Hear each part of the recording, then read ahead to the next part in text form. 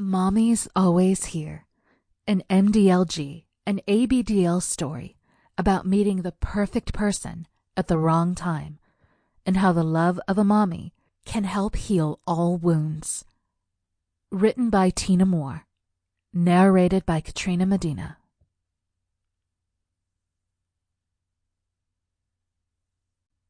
Chapter 1. There was no explaining how Leela felt. She was numb. The swirling world around her seemed so full of life, so happy, so content that it almost made her sick. Leela had just broken up with her mommy after spending 6 years together. It was mutual. That's what Leela kept telling herself. But deep down, she knew that it wasn't. Leela had put on weight over the last 2 years, and that was something Donna couldn't look past. Leela hated herself for it.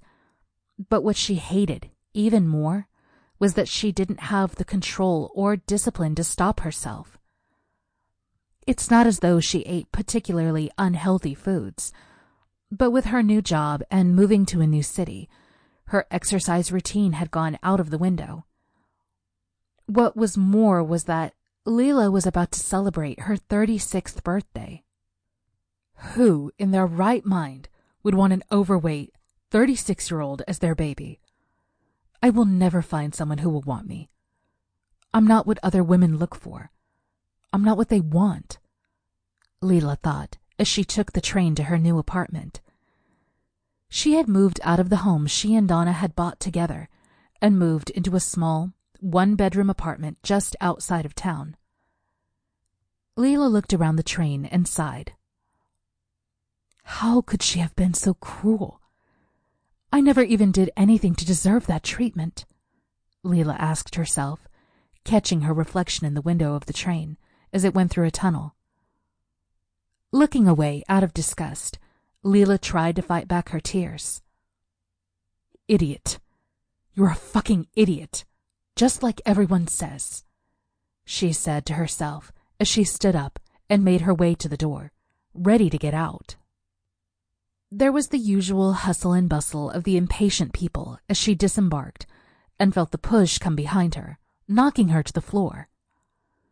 People swarmed around her, but not to help, simply to get where they needed to be.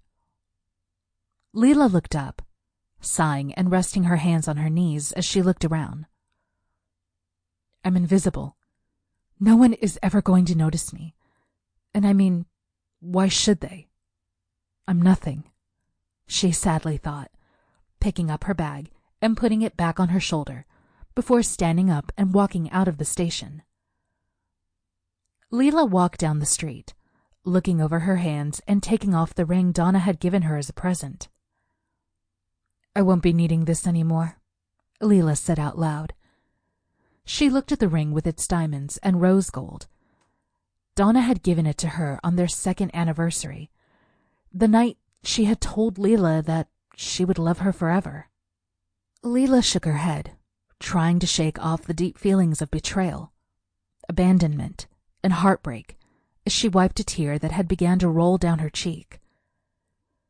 Just as she was about to put it in the bin when she saw a young, homeless woman shivering in the cold and decided that she would have better use for the ring than the bin.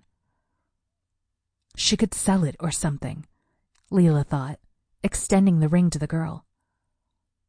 Here, Leela said to the girl wrapped in rags. The girl looked up at her in shock. Something about her sparkly eyes made Leela catch her breath. And as the girl gingerly accepted the ring, Leela smiled despite herself.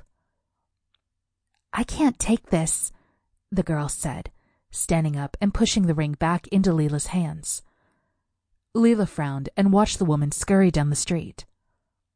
Wait, stop, Leela said, catching her breath as she turned the corner to follow the woman, just to be stopped by 3 police officers. Leela froze, her heart pounding, and her cheeks flushed red. She saw the homeless woman behind them, taking off her rags and letting her hair out. Leela wasn't sure if it was the run or the beauty of the woman. Sample complete. Ready to continue?